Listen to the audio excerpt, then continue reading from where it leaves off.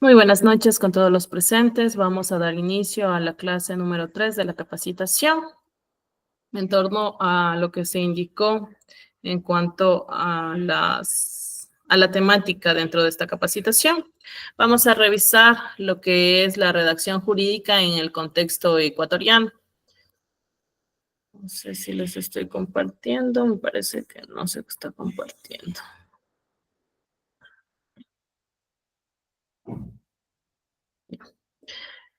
A través de estas diapositivas, que de igual forma en la clase anterior me indicaron que no se abrían documentos, así que ya voy a revisar a ver qué pasó con el tema de los documentos que subí para que ustedes puedan acceder también dentro de la plataforma Drive. Iniciamos. A ver, como tenemos solo una hora, vamos a iniciar la redacción jurídica en el contexto ecuatoriano. ¿A qué nos referimos con esta redacción jurídica? Técnicamente es el proceso mediante el cual realizamos los textos legales, los cuales deben cumplir con algunos requisitos previos para que estén redactados correctamente. Estos deben ser claros, precisos y jurídicamente correctos. Esta actividad para nosotros en nuestra profesión como abogados es fundamental para la correcta comunicación, ya sea de actos, contratos, resoluciones, escritos, peticiones, oficios o cualquier otro tipo de documento que implique relaciones legales. En Ecuador, como en muchos otros países, la redacción jurídica cumple un rol esencial en la administración de justicia y en la práctica legal. Hablábamos del tema de la capacitación o de la temática o del tema en sí que engloba toda esta capacitación. Hablamos de los ayudantes judiciales y de la asesoría jurídica, es decir, en los despachos legales.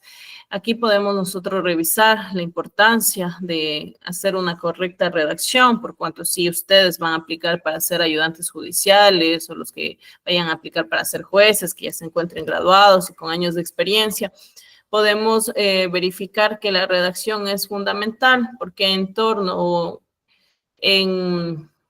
como servidores públicos, lo que tienen que redactar o lo que tienen que realizar es básicamente los autos de sustanciación, autos interlocutorios, resoluciones, sentencias, oficios, comisiones de precatorios, o cualquier otro tipo de providencia judicial por el medio del cual ustedes vayan a hacer el despacho de las causas.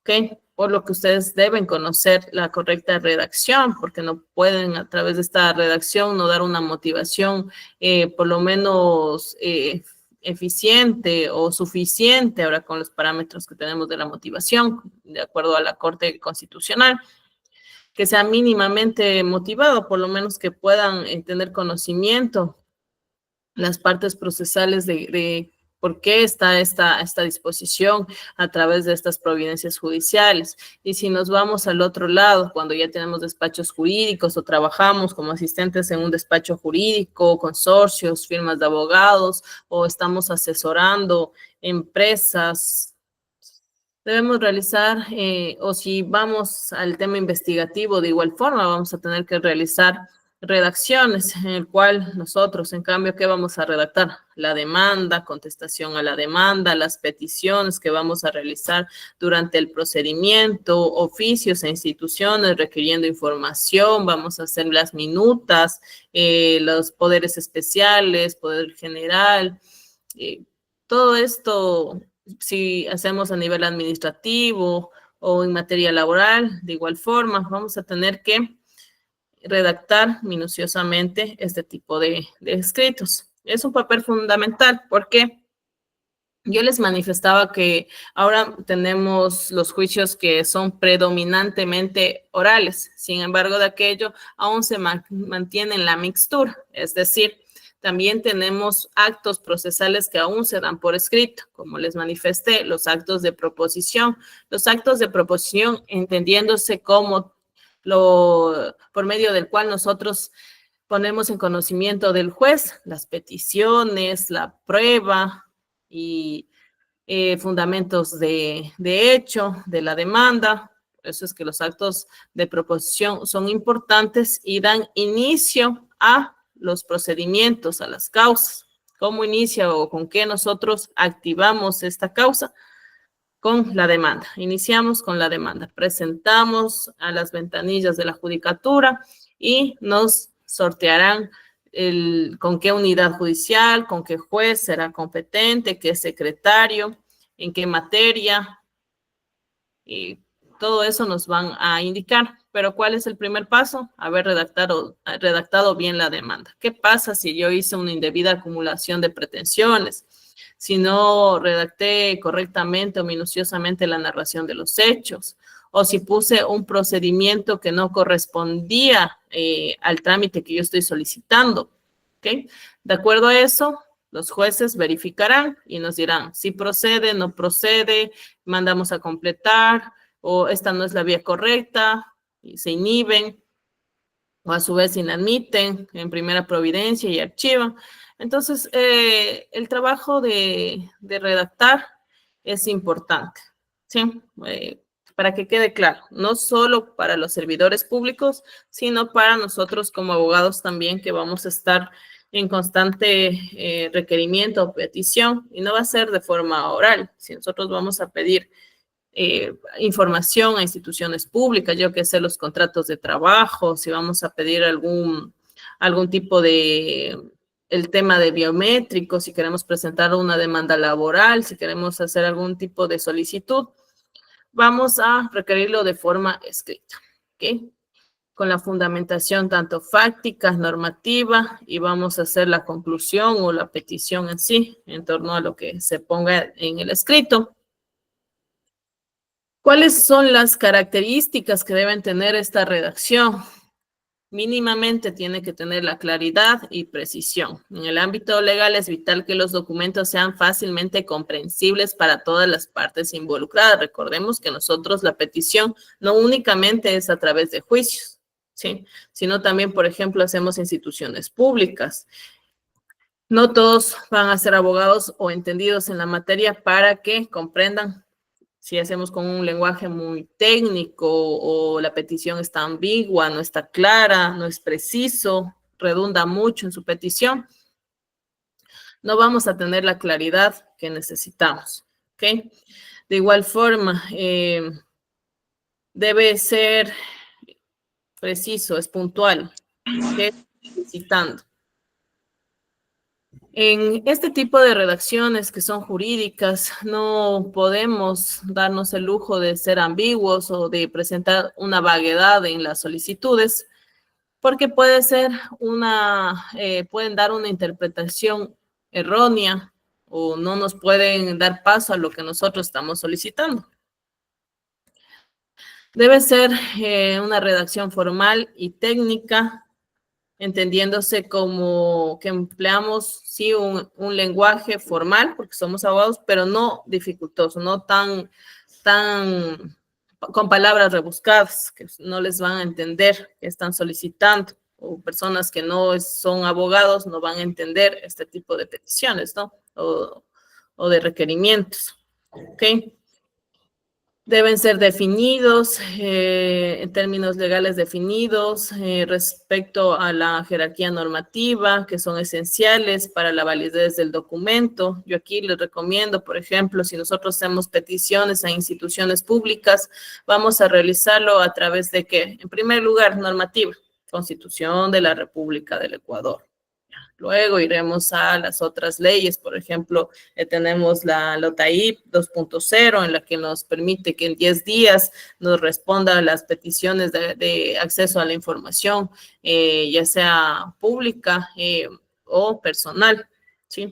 Tienen 10 días para entregarnos esta documentación, pero en primer lugar, el acceso a la información a través de ¿qué? De la Constitución de la República del Ecuador. En cada petición tenemos nuestra normativa superior que nos abarca y nos contempla que tenemos acceso a ese requerimiento o cualquier otro tipo de requerimiento que necesitamos, dependiendo el caso en concreto. Objetividad. La redacción debe ser imparcial, es decir, debe evitar la subjetividad o la inclusión de opiniones personales que puedan afectar el carácter legal de documentos. Aquí vamos a ver, por ejemplo, digamos que nosotros somos servidores públicos, somos ayudantes judiciales en materia de violencia contra la mujer o miembros del núcleo familiar, y quien pone la denuncia es un hombre, digamos. Y nosotros queremos hacer un juicio de valor y queremos enviar una redacción en la que le desacreditamos dentro de esa denuncia, por ejemplo. Nosotros no podemos tener un lado o una parcialidad al momento de despacho de las causas. Nosotros somos neutros. En ese momento únicamente seguimos el trámite y nuestra redacción va a ser con un enfoque imparcial. ¿Okay? Más aún si son jueces, ¿no? O sea, no pueden poner su opinión propia, sino va a ser de forma técnica, como nos decía aquí, ¿no es cierto? Va a ser técnica, va a ser jurídica, va a ser legal, va a ser con el debido proceso. Nada de opiniones subjetivas de acuerdo a mi criterio personal. De igual forma, si estamos al otro lado como abogados en libre ejercicio, que a nosotros nos llega la información o nos cuentan todo el caso en sí y tenemos que defender a personas que tal vez depende qué materia y dependiendo ustedes qué área escojan y qué procesos si quieran patrocinar o no, pero nos vamos a enterar de todo el contexto para poder realizar la demanda o a su vez poder realizar la denuncia. Nosotros a través de la redacción no vamos a poner nuestra opinión subjetiva, sino va a ser nuestra opinión técnica, nuestro criterio técnico, nuestra asesoría técnica dentro del caso, de acuerdo a los relatos que nos indican nuestros clientes.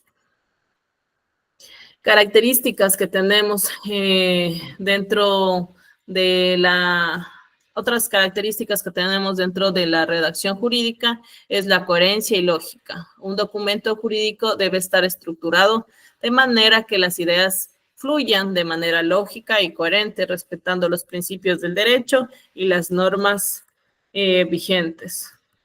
¿Okay? Cumplimiento de las normas y principios jurídicos. La redacción debe estar alineada con el ordenamiento jurídico ecuatoriano, respetando las leyes, principios, tratados internacionales ratificados por el Ecuador y regulaciones locales. Por ejemplo, tenemos alguna petición o a su vez un despacho de causa en materia de niñez, que nosotros tenemos la Convención de Protección de los Niños, que tenemos la Constitución de la República del Ecuador, que tenemos el Código de la Niñez y Adolescencia. Vamos a respetar todos esta normativa que cubre o que fundamenta nuestra petición.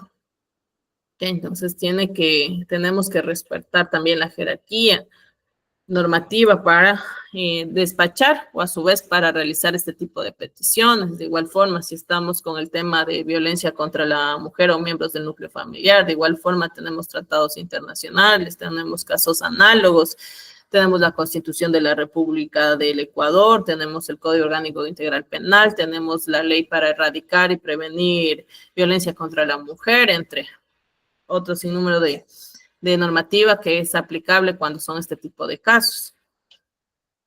Por ejemplo, si vamos a un delito, en un caso de violencia contra la mujer, que queremos activar las medidas administrativas en las juntas de protección de derechos de la mujer.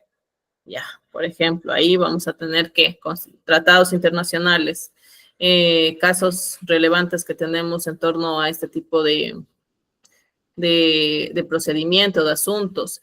Vamos a tener que aplicar la Constitución de la República del Ecuador, la Ley Orgánica para erradicar y prevenir violencia contra la mujer, toda la normativa que abarque el asunto que nosotros estemos pidiendo. También vamos a hacer uso de nuestra normativa ecuatoriana. Tenemos aquí la normativa sustantiva, como es el Código Civil, el Código de Trabajo, tenemos la Ley de Compañías, tenemos el Código administrativo, Código Orgánico Administrativo, que también tenemos el tema de procedimientos, que es el Código Adjetivo, que tenemos el Código Orgánico General de Procesos. O sea, todo depende, o sea, su redacción va a ser primero estudiando el caso en concreto. Tienen el caso en concreto, qué queremos lograr o qué queremos o qué necesitamos pedir a las instituciones públicas, por ejemplo, para yo tener mis pruebas y presentar mi demanda. Entonces vamos a enmarcarnos primero con todos los hechos que nos narren. Vamos a hacer nuestra estrategia de defensa. ¿Cuál es la vía más adecuada? ¿Qué necesitamos o qué información adicional necesitamos para nosotros poder realizar una correcta redacción de nuestros documentos jurídicos? De igual forma, si estamos al otro lado, que es de servicio público, también vamos a tener que revisar toda la normativa para los casos, por ejemplo, en materia civil. En materia civil es amplio, ¿cierto? Tenemos los juicios ejecutivos, monitorios, ordinarios, tenemos los juicios sumarios, voluntarios, concursales, de ejecución. Aparte de eso, tenemos la parte del contencioso administrativo, contencioso tributario. Entonces, y en ejecutivo tenemos letra de cambio, pagaré, testamentos, documentos, actas transaccionales privadas, o sea, extrajudiciales, y tenemos un sinnúmero de casos que debemos delimitar. Primero, a qué caso vamos nosotros a enfocarnos para poder hacer la redacción y aplicar la normativa pertinente a este caso. Tipo de documentos, como les manifesté, nosotros como abogados en libre ejercicio, ¿qué vamos a redactar? Redactamos contratos. En los contratos debemos tener conocimiento previo, por ejemplo, de Código Civil, si es en materia civil los contratos, para aplicar correctamente las cláusulas. Si en materia mercantil, vamos a tener que también revisar la normativa pertinente para ese tipo de casos. Si son contratos de sociedades, de igual forma. Entonces, tenemos que ubicarnos en el caso y la normativa pertinente que es de aplicación, porque no todo, por ejemplo, el Código Civil no es que aplica para todos los tipos de contratos, ¿no? También tenemos normativa análoga o pertinente para algunos tipos de contratos. Las demandas, cuando nosotros vamos a hacer una apelación a la demanda, vamos a tener que ser minuciosos en esta redacción, resoluciones judiciales. Imagínense ustedes como ayudantes judiciales, tienen que redactar la sentencia en las causas. Van a tener que estructurar correctamente. ¿Por qué? Porque ustedes pueden vulnerar por vicio motivacional de deficiencia o de insuficiencia motivacional con su sentencia. Pueden vulnerar un derecho a la defensa, pueden vulnerar la apreciación de las pruebas en su conjunto. Ok, entonces el tema de la redacción es primordial. Aquí también les recomiendo, bueno, ya que valga el Drive, también le tengo una lectura muy buena de argumentación jurídica para que ustedes puedan revisar y puedan también aplicar estos conocimientos cuando tengan que argumentar o fundamentar algún texto jurídico. Las actas, testamentos, por ejemplo, si son secretarios o secretarias de las unidades judiciales, también hacen actas, sientan razón, hacen los deprecatorios. Entonces, todo tiene que ver con la correcta redacción de estos textos.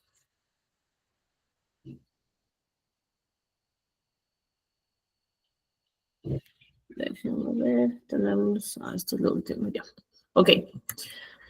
A ver, para ser más precisos cuando nosotros hablamos de los textos jurídicos, y esto en la práctica, ¿no? Porque de ahí teoría vamos a encontrar argumentación jurídica, vamos a encontrar muchos libros o textos que nos van a ayudar, sí, pero en la práctica, ¿cómo ustedes pueden ya seguir gestionando o ejercitando esta área también de la escritura, de peticiones, de demandas?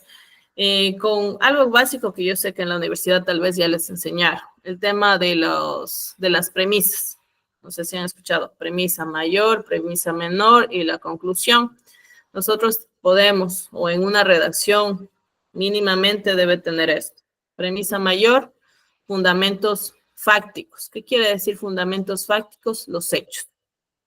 Es decir, viene su cliente, le cuenta todos los hechos, ustedes les recomiendo que primero les escucha. Primero van a tener esta entrevista con su cliente. Su cliente va a indicarles el caso, va a hablar todo el caso, todo el contexto, lo que pasó, va a haber el tema emocional, a veces se ponen a llorar, dependiendo del caso. Ustedes van a estar ahí atentos a todo lo que les indique. Luego, una segunda entrevista a redactar los puntos esenciales. Van redactando. No sé si ustedes se ayudan también para grabarles, para luego redactar, o es un momento, se ponen a ir estudiando los puntos claves o relevantes del caso. Obviamente que una vez que tengan esa información, ustedes van a darle la narrativa que necesitan para el caso o la petición. Van a poner la parte que importa para el caso y lo demás desechamos, ¿cierto? De igual forma, vamos siempre a tener ese contacto con nuestros clientes porque a veces hay algo que no está claro. Entonces, ustedes van a hacer correctamente esa fundamentación fáctica. Es decir, la narración detallada y pormenorizada que nos establece el Código Orgánico General de Procesos de los hechos. Ese es el primer paso. El segundo paso que tenemos, la parte normativa, es decir, la fundamentación legal, que es la premisa, la siguiente premisa, ¿no? Tenemos a través de esa premisa la fundamentación jurídica legal, donde vamos a poner la Constitución de la República, si hay tratados internacionales respecto al tema que ustedes estén pidiendo, tratados internacionales, Constitución de la República del Ecuador, leyes orgánicas, leyes ordinarias, todas esas leyes que ustedes necesiten o decretos, por ejemplo, hay también reglamentos, ordenanzas, dependiendo el asunto o el caso en concreto, ustedes van a ponerle en la parte normativa. Con todos los hechos, ustedes tienen que ver qué artículos o qué normativa es pertinente para el caso que yo necesito. Luego de esto, hacemos el ejercicio de la inferencia. ¿Qué es la inferencia? Básicamente es conocido antes como la subsunción, donde los hechos se subsumen a la normativa y a través de esto hacemos el razonamiento lógico y llegamos a nuestra conclusión. Si, por ejemplo, yo estoy pidiendo que la fijación de la pensión alimenticia, pese a que ahora ya es más fácil porque tenemos el formulario, ¿no?, que nos emite el Consejo de la Judicatura, con ese formulario, inclusive ya nos dice qué normativa y qué artículos son los pertinentes. Obviamente que para redactar la demanda de fijación de pensión alimenticia, a veces el espacio no alcanza en ese formulario y anexamos algo más, ¿cierto? Entonces ahí podemos hacer la fundamentación fáctica, la fundamentación normativa, es decir, la fundamentación fáctica de un juicio de alimentos. Por ejemplo, que se encontraban casados por 3 años, producto de su relación marital, procrearon un hijo de nombre Francisco Torres, el cual tiene actualmente 2 años de edad. Por cuestiones de la vida, se separaron, se encuentran divorciados a tal fecha, ya ponen la fecha en la que se divorciaron, y hasta el momento, no, una vez que nos divorciamos, no, el padre del niño no le da la manutención, no le da lo necesario, no está presente en su vida a nivel económico, por lo que se está haciendo difícil sustentar el nivel económico para poderle proveer con lo mínimo, lo necesario para el desarrollo integral del hijo. Ya, esa es una fundamentación fáctica. ¿Cuál es la fundamentación normativa? Ahí tenemos el tema de la Constitución de la República del Ecuador, tenemos el Código de la Niñez y Adolescencia, tenemos también la tabla del Ministerio de Inclusión Social, donde nos establece si es un hijo, son hijos menores de 3 años, en el dado caso que él gane un salario básico unificado y cuál es el porcentaje, ¿no es cierto? Entonces ya vamos a poner la norma, la parte normativa en cuanto a la fijación de pensión alimenticia. ¿Y cuál sería la conclusión? en vista de que tenemos un hijo en común, es el único hijo que él tiene, que tiene menor de 2 años, él se encuentra trabajando, yo que sé, como juez de la Corte Provincial de Justicia, imagínense, o sea, el valor, ¿no? Por lo que corresponde, el porcentaje. Esa va a ser la inferencia. Pero tiene esa conexión lógica, ¿no? Le estoy diciendo fijación de alimentos, describo los hechos, estoy diciendo, esta es la normativa que me ampara para que a mí me fijen esa pensión alimenticia. ¿Cuál es la conclusión? Por lo tanto, procede esta petición. ¿Qué estoy pidiendo? Que se fije la pensión alimenticia. Claro que ahorita la normativa inclusive nos establece que multipliquemos por 12 y por 2 de lo que son el 13º, 14º. Y tenemos un resultado. Básicamente nos hacen multiplicar por 14 y esa es la cuantía. Pero todo eso tiene que ver con el tema normativo. Si ustedes están como servidores públicos y van a despachar una causa donde les presentan se me fue el formulario, el anexo al formulario y cumple con todos los requisitos, ¿qué voy a revisar primero yo como ayudante judicial o como juez? ¿Qué voy a revisar? Que cumpla los requisitos mínimos del 142 del Código Orgánico General de Procesos. Voy a revisar que tenga los requisitos, que hayan realizado el croquis, que se encuentre la cédula de la representante que está demandando. ¿Qué más necesitamos? La partida de nacimiento del menor, del niño, niña o adolescente. Que vamos a tener, si es que pueden conseguir el tema si es que están anunciando el tema del mecanizado del IES, si no solicitan el oficio a través de la demanda. ¿Y ustedes qué van a hacer? Si es que cumple con todos los requisitos, como ayudantes judiciales van a hacer el borrador de la calificación.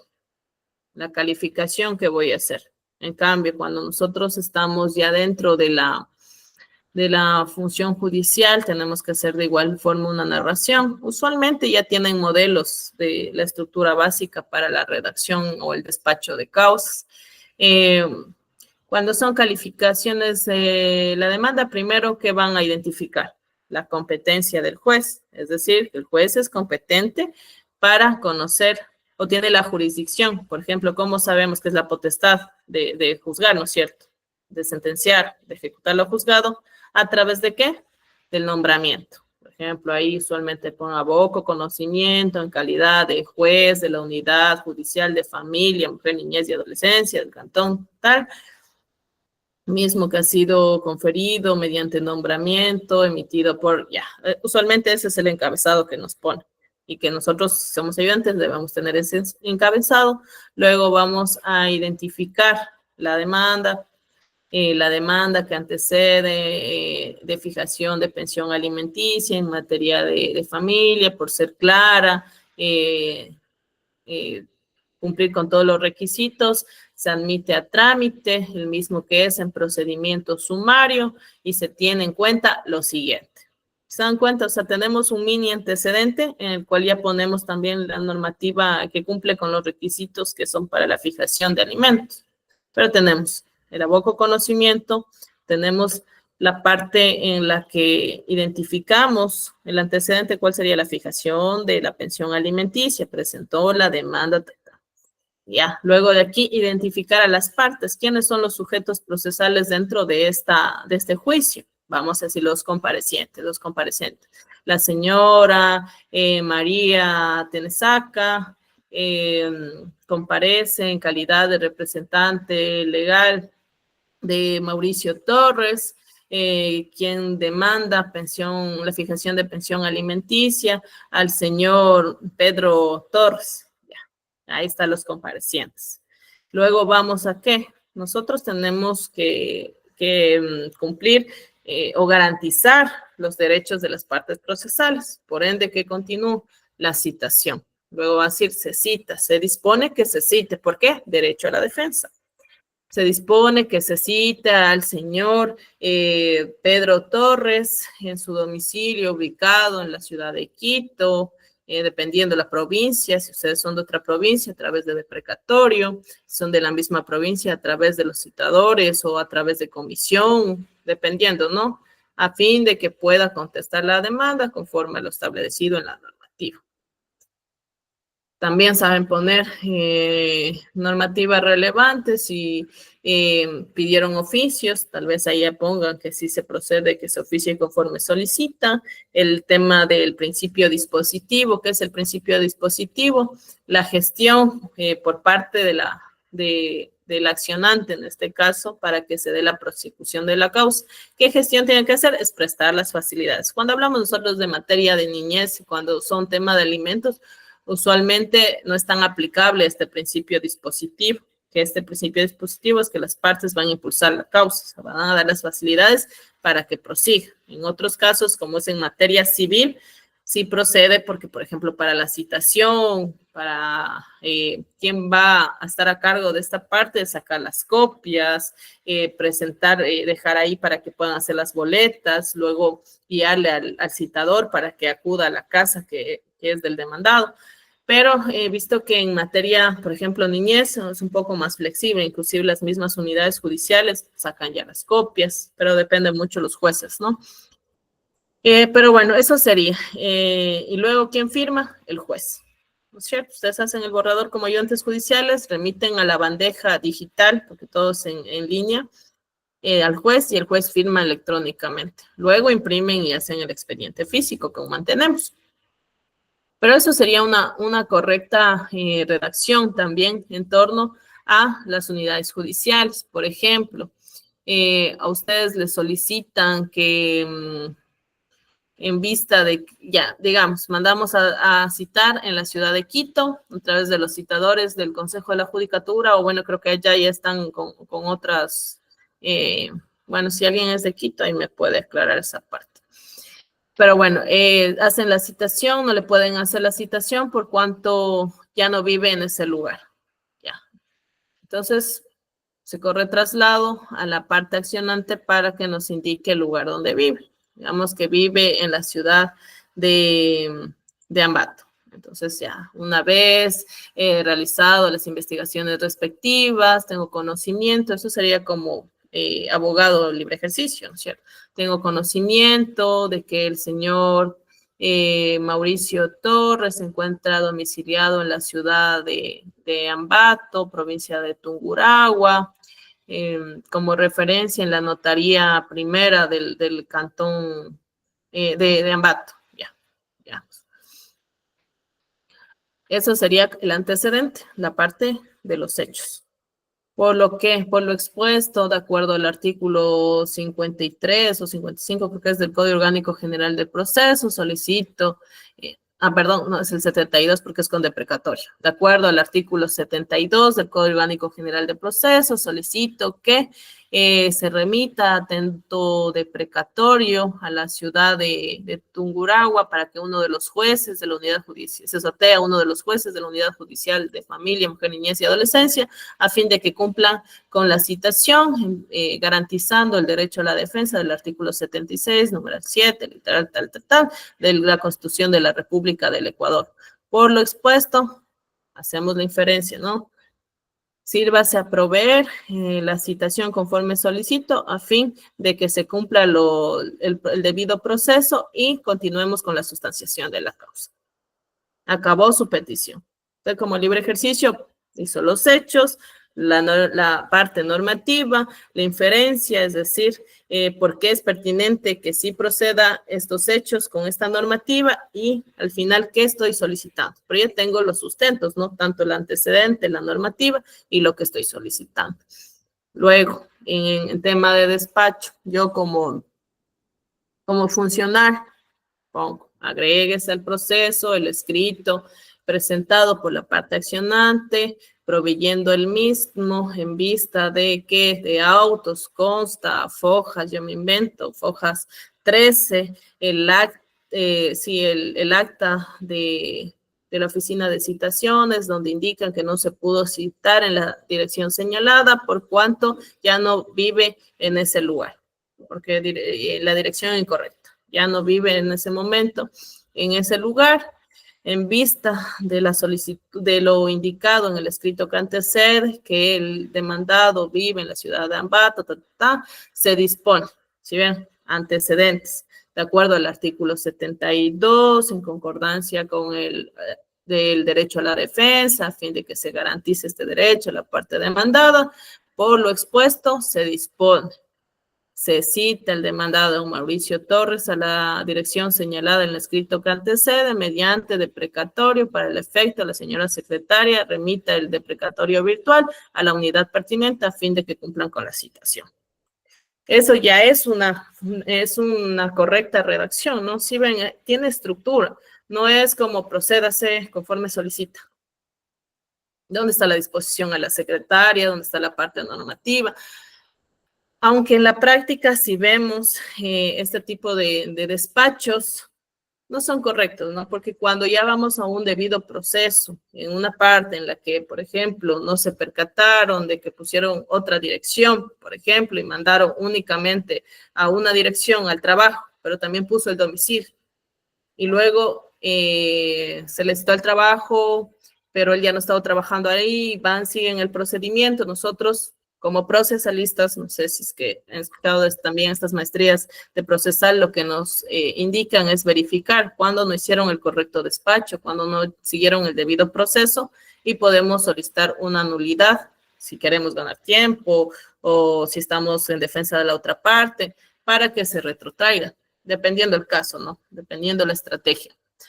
Pero lo que les insto es que sí realicen ustedes una correcta redacción, porque a través de este medio escrito, aún nosotros nos comunicamos con los jueces, porque aparte de los actos de proposición, las peticiones se hacen por escrito. Únicamente cuando hacemos de forma oral es en la audiencia única o en la audiencia, dependiendo si es el sistema de 2 audiencias. Pero y poner énfasis y estudiar un poquito más. Como les digo, esto es por el tema tiempo, les doy algo simple que ustedes van a poder en la práctica. Recuerden, parte fáctica, hechos. ¿Cuáles son los hechos? ¿Cuáles son los antecedentes? ¿Qué necesita el juez saber para que me dé paso? Luego, normativa. ¿Qué me respalda a mí para que proceda mi petición? Y por último, ¿qué estoy pidiendo? ¿Por qué estoy pidiendo esto? Porque yo ya dije en la narración de hecho y en cuanto a la normativa, por lo que me ampara y solicito se disponga esto. Es algo muy simple, pero que en la práctica y cuando están ustedes con bastantes casos, le va a servir que tengan ya meramente la estructura y no sea una redacción desordenada. Pongan primero la normativa por acá, luego pongan unos hechos o pongan solo normativa y luego ya la petición y luego el juez dice, pero ¿por qué están pidiendo esto? No se le entiende, aclare, fundamente en derecho. No sé si les ha pasado a los abogados y cuando nosotros no hacemos el correcto trabajo de argumentación o redacción, nos mandan a completar los fundamentos de derecho o nos mandan a completar los hechos en sí porque no se comprenden, o la petición en sí, o sea, la inferencia, la conclusión que estamos pidiendo, no se comprende al final que estamos pidiendo. Entonces, todo eso es necesario en este contexto. Y la parte que nos corresponde también de este tercer día de clases de esta capacitación, vamos a ver también la gestión documental en el ámbito jurídico ecuatoriano, que básicamente se remonta ahorita en lo que tenemos también la gestión documental en el Consejo de la Judicatura a través de la resolución que le subí al Drive, pero con todo ya va a revisar para que ustedes puedan acceder. La gestión documental es la disciplina encargada de la organización, almacenamiento y recuperación de documentos en las instituciones o entidades. En el contexto legal ecuatoriano, la gestión documental se convierte en un factor determinante para garantizar la eficacia y eficiencia del trabajo jurídico, tanto en el sector público como privado. Por ejemplo, en el sector privado, si yo quiero, o sea, viene un cliente en el que quiere demandar el material laboral porque le despidieron intempestivamente. Vamos a solicitar que el contrato, ¿no? Vamos a solicitar si es que tienen un biométrico, vamos a solicitar si tienen las firmas físicas, por lo que tienen que tener internamente una gestión documental, es decir, un acervo documental de todas las actuaciones. Pueda que pidiendo con un escrito, no nos den, pero a través del Ministerio de Trabajo se incorporen o a través del mismo juicio exhiban, porque sin eso se quedan sin sin base, y recordemos que en materia laboral también hay el tema de la inversión de la carga probatoria. Entonces, en materia privada también. Por otro lado, ustedes como abogados en libre ejercicio están asesorando en materia laboral a una empresa o una microempresa, ya, pongámoslo un poquito más, el nivel un poquito más común, digamos, ya. Vamos con las microempresas. Estamos nosotros en el negocio asesorándoles en materia laboral, realizando los contratos, realizando el sustento en el que subimos nosotros al Ministerio de Trabajo, en el que le afiliamos, los roles de pago, todos los beneficios legales. ¿Qué debemos hacer? Tener eso en una carpeta. Tenemos los folders para que en caso de que exista alguna irregularidad o exista, por ejemplo, una petición de visto bueno porque no están cumpliendo con lo que se dispone o con lo que está establecido en la normativa, o vienen en estado etílico a su lugar de trabajo, yo quiero solicitar un visto bueno, ¿qué voy a necesitar? Todo este archivo. Ese es el almacenamiento de toda esta información o estos datos.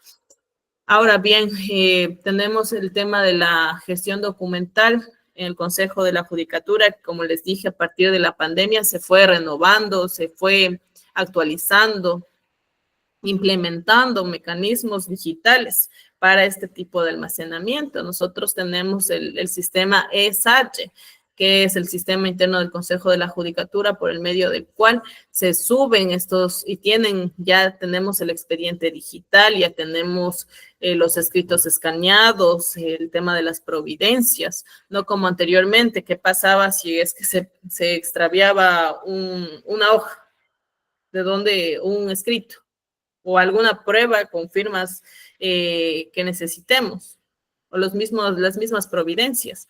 Teníamos que hacer una reposición, pero esta reposición va a ser más compleja porque debemos conseguir, supone, reponer todos estos documentos. Obviamente que hay sanciones, ¿no? Y hasta ahora tenemos ese tipo de sanciones cuando se pierden los documentos o las fojas de un expediente.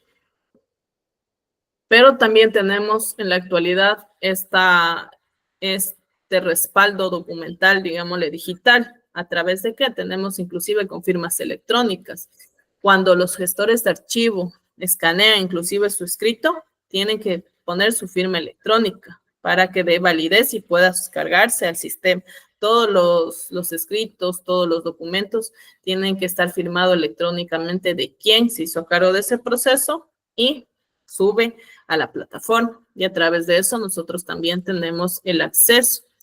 A través de esta implementación o este nuevo sistema, nosotros podemos presentar los escritos de forma virtual con firma electrónica. En Ecuador tenemos algunas normativas pertinentes a cuanto al almacenamiento y también publicidad de estos documentos. Tenemos la gestión documental que debe cumplir con la ley de transparencia y acceso a la información pública. ¿Se acuerdan que yo también les hablaba de la LOTAIP? Tenemos el Código Orgánico Administrativo, la Ley Orgánica de Protección de Datos Personales también, la resolución que yo les manifesté, la 204-2023, que ahí nos indica todo el sistema interno, cómo se realiza para esta digitalización de estos documentos. Entonces vamos a ver que actualmente en nuestro sistema jurídico manejamos tanto la gestión documental o el respaldo documental de forma física a través de los expedientes físicos. Sin embargo, de aquello, ahora también tenemos el respaldo digital.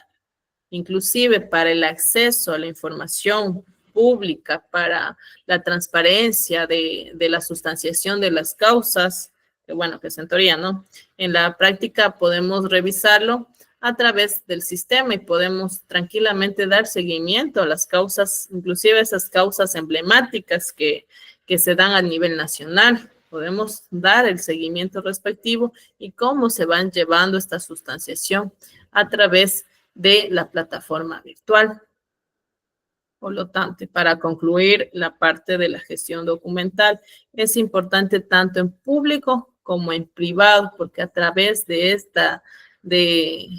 este respaldo documental o estos archivos o este respaldo de la información, nosotros tenemos como prueba inclusive en forma privada como prueba para demandar y de forma pública para que las personas puedan acceder a esta información, que no se la pierda. Y ahora bastantes instituciones públicas también llevan este registro de forma virtual, ya no únicamente físico, ya van teniendo o cumpliendo con esta parte normativa de tener no solo el respaldo físico, sino el respaldo digital.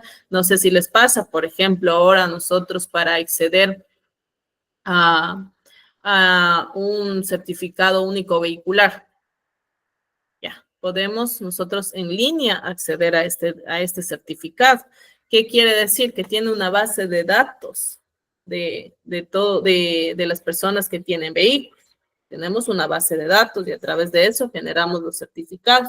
Lo que antes necesitábamos irnos a la agencia o a la transcomunidad y solicitar de forma física. Ahora no, hacemos el pago, por ejemplo, de $8 y nos dan el certificado. Hay instituciones y instituciones. Una que he visto es el certificado único vehicular. También tenemos, por ejemplo, las partidas de nacimiento o también inclusive la cédula digital que podemos también solicitar a través del registro civil. ¿Qué hicieron ellos? Tienen la gestión documental o tienen esta base de datos, pero digital. Y es más rápido para que ustedes puedan acceder a estos certificados. ¿Qué ganancias tenemos? Descongestión. Sí, descongestión. Para nosotros nos ahorran el tiempo de ir a las instituciones o mandar a nuestros clientes que estén haciendo filas para que les den estos documentos. Por lo que conforme vaya avanzando, nos vamos a ir mejorando.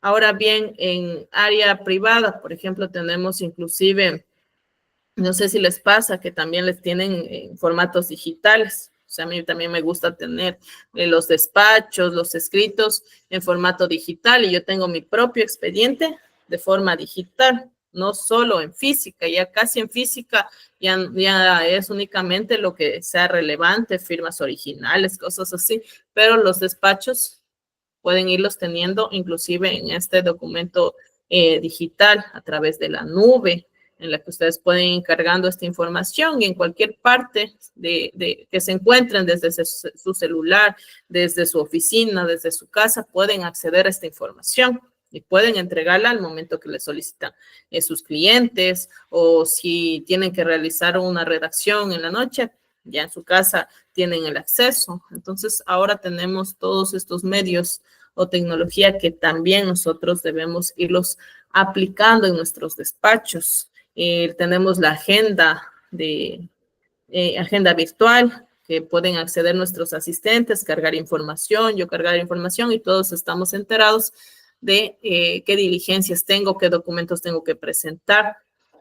Son tips que nos pueden servir ya en la práctica, como les digo, o a su vez como inclusive servidores públicos, también hay las agendas, los que trabajan en materia penal, que tienen tiempo para la instrucción, tiempo para convocar audiencias, de igual forma que van el tema de la prisión preventiva, en qué tiempo ya se caduca ese tema de la prisión preventiva, y cuándo prescriben las causas, cuándo prescribe la pena, van con la agenda y van con los recordatorios también, que puede ser también un buen tip que les puede servir tanto en el sector público como en su vida laboral. Y con eso culminamos el tema de la redacción, como les dije, un tip práctico y la gestión documental, cómo se lo realiza internamente en el Consejo de la Judicatura y cómo se lo puede realizar también en la vida práctica como asesores jurídicos. Ahora sí, vamos con preguntas. Tenemos 8 minutos para culminar. Si tienen preguntas o acotaciones, veo también que hay bastantes abogados, así que si quieren compartirnos alguna...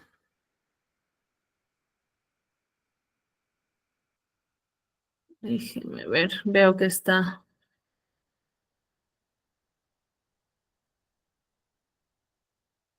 Ya, a ver, ¿cómo es? Ah, ya va a entrar a estudiar, me dice Linda Peña, un gusto, esta carrera es muy bonita. Verá, ahorita les estoy indicando de forma general como que tip para redactar y todo eso, pero la siguiente semana vamos a iniciar ya con materias, ¿no? Con civil, familia. Los hago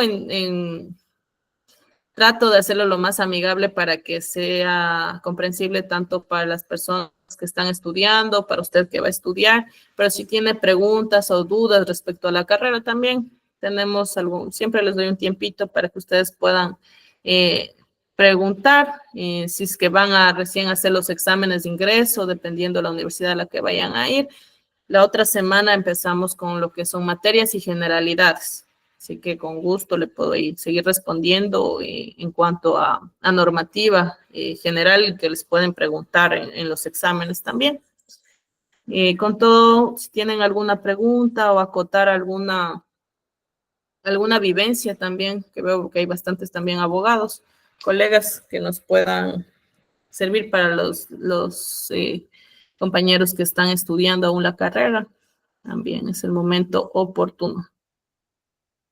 Esteban Cajas, ¿cómo está? Buenas noches, adelante. Buenas noches, doctora. Buenas noches a todos. Una preguntita. En el tema de alimentos, por ejemplo, usted nos explicó que ahí tenemos una tabla, ¿no es cierto? Una tabla para que, bueno, tienen un sueldo fijo, pero hay personas que tal vez son asesores comerciales y cada mes o sea, no tienen un sueldo fijo, tienen a veces 800, $1,000, 1,200. ¿Cómo es la tabla o cómo se le da la pensión cómo le formula la pensión a ese señor que no tiene un sueldo fijo? Ya, déjenme, primero voy a ponerles la tabla de la pensión. Déjenme ver si es que hay del 2025, porque hasta lo último que yo le revisé, en primer lugar, nos vamos a la tabla, ¿no es cierto? Ya ha salido la tabla mini. Siempre van variando, un grado el porcentaje. Vamos a publicarlo aquí. Ya, ¿qué hacemos con esas personas que no están afiliadas al IES? Si son comerciantes, si tienen un RUC, podemos a través del SRI también solicitar, si es el caso. Podemos solicitar a través del RUC. Tenemos también una tabla que les ofrezco para la siguiente semana, que veamos alimentos en la tabla de fijación de acuerdo a la profesión, pero es bien bajo, ¿no? Es bien bajo. Igual para nosotros los abogados, igual tenemos un sueldo dependiendo de la profesión. En primer lugar, si es que tienen alguna profesión, ¿qué hacemos? CENESID, ¿cierto? Bajamos del CENESID qué profesión es la persona. Segundo lugar, pedimos si es que está afiliado al IES, porque puede ser voluntario también que pueda estar afiliado al IES, o a su vez, si es comerciante, trabaja con facturas, porque recordemos, si son comerciantes, tienen que facturar a través de la factura.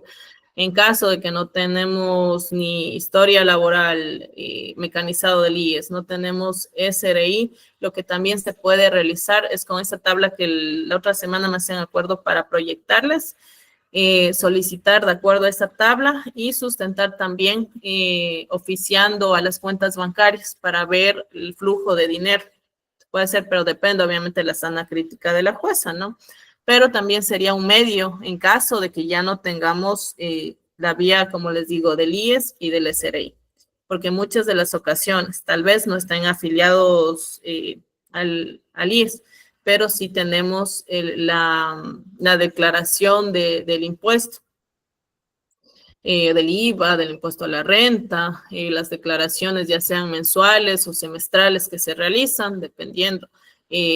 Podría ser una prueba que ustedes podrían adjuntar. Y si no mismo no tienen prueba, no tienen medios probatorios únicamente, porque se da casos, por ejemplo, en el tema de campo, he visto bastante que el flujo de dinero es más en efectivo, compra-venta, tratar de mediar, porque si no tenemos un sustento escrito en el que podamos nosotros fundamentarnos para el salario que percibe, sí se nos va a complicar.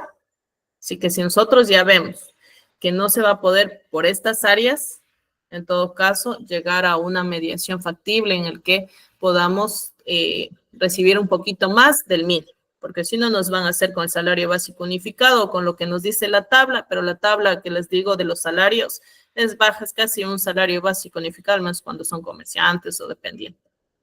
Sí, no sé si quiere acotar algo más, Esteban, o del caso nos quiere comentar cuál es el caso en concreto. No, solo será mi duda, pero muchas gracias. Sí, pero si es comerciante, revise el SRI. Inclusive es público, usted puede ingresar y que esté activo, ya por el juez puede solicitar al Servicio de Rentas Internas que le remita esa información de tal año a tal año, como ha declarado, por ejemplo, unos 5 años atrás, o desde cuando usted sepa que tiene ejercicio de esa ocupación.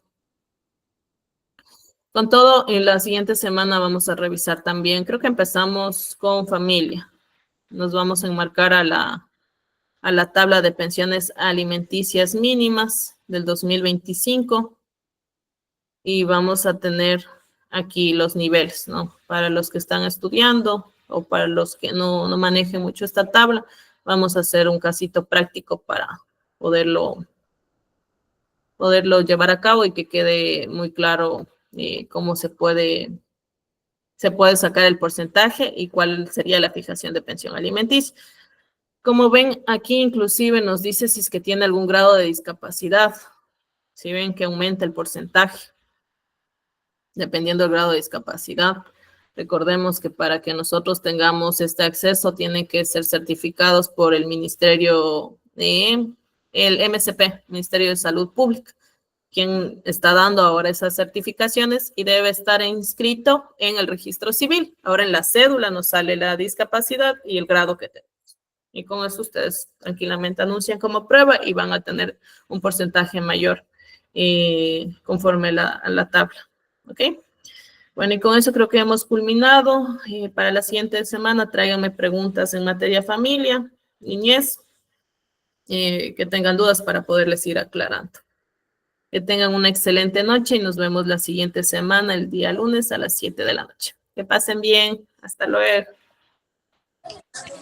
Hasta luego, cuídense todos.